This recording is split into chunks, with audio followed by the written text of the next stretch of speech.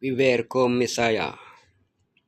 E acima de tudo, vistam-se de amor, que é o vínculo da perfeição. Ao sermos enterrados nas águas do batismo, morremos para nossa antiga vida de pecado.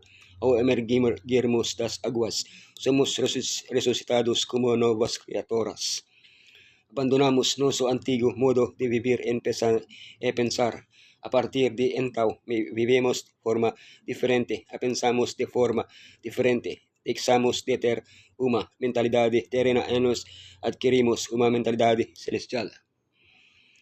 Por algum motivo, nosso antigo modo de ser se empenha em ressuscitar. Portanto, o apóstolo Paulo nos incentiva a voltar nossos olhos para o celestial e virar as costas para o terreno.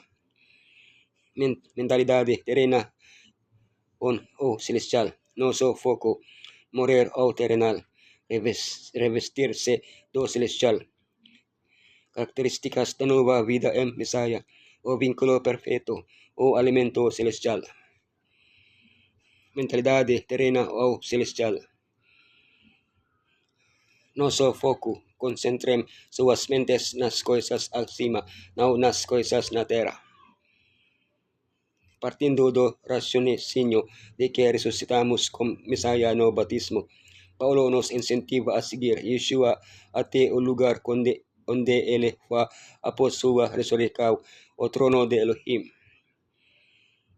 Claro, só podemos fazer isso fisicamente quando Yeshua nos leva até lá em sua segunda vinda. Enquanto isso, devemos direcionar nosso foco, nosso objetivo para coisas celestiais. Nós morremos e nossa vida está escondida com Messiah em Elohim. A vida de que falamos aqui é aquela que recebemos quando aceitamos Messiah. Mas essa vida, para sobreviver, precisa ser nutrida diariamente. Todos os dias devemos buscar as coisas acima, fixando nossos olhos em Yeshua. Morrer ao terrenal. Portanto, executem aquilo que há de terreno em vocês, fornicação, impureza, pessoas desordenadas, desejos malignos e cobiça, que é idolatria. Como ressuscitamos com Messiah e vivemos pensando no celestial, devemos executar aquilo que nos impede de cumprir nosso objetivo o terreno. Para que ninguém se engane, Paulo indica os pilares fundamentais do pensamento terreno que ele desenvolverá mais adiante em pontos mais concretos: imoralidade sexual, impureza, pessoas baixas, desejos malignos e cobiça, que é idolatria. A natureza humana não mudou muito desde a época de Paulo, pois ainda estamos cercados pelas mesmas pessoas que violam tanto a letra quanto o espírito dos 10 mandamentos. É porque devemos exterminar, abandonar, eliminar essas coisas de nossos pensamentos e ações, porque elas trazem a era de Elohim e, portanto, são incompatíveis com nossa natureza celestial. Matem os terrenos antes que os terrenos te matem. Revestir-se do celestial. É vestido como novo, que segundo a imagem de quem o criou é renovado até pleno conhecimento. No estilo mais vivido e proverbial, Paulo acrescenta aos 5 pilares do pensamento terreno 5 atos terrenos a evitar: raiva, ira, malícia, calúnia e linguagem obscena. A termina com sexto ato, o pior de todos: não mintam uns aos outros. Paulo assume que afastamos o velho como suas ações, tiramos nossas roupas vis, quando deixamos Yeshua tirar nossos pecados.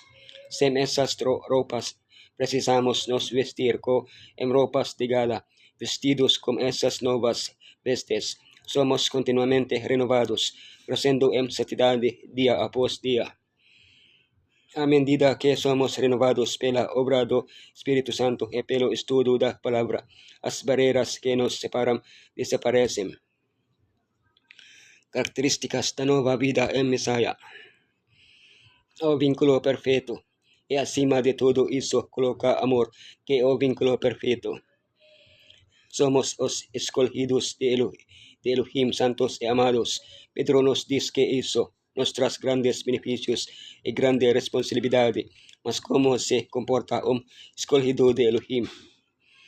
Com terna misericórdia, com benignidade, com humildade, com mansidão, com paciência, suportando-nos uns aos outros, perdoando-nos uns aos outros.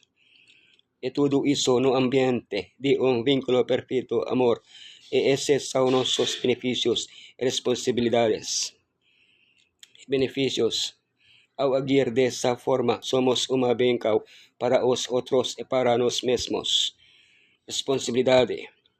Que nossa conduta glorifique a Elohim e que incentive outros a acreditar e seguir de Yeshua, o alimento celestial, que a palavra de Messiah habita en voces abundantemente, ensinando y exhortando aos otros en toda a sabiduría, cantando graciosamente en seus coracoes ao Senhor com salmos, hinos a cancoes espirituais.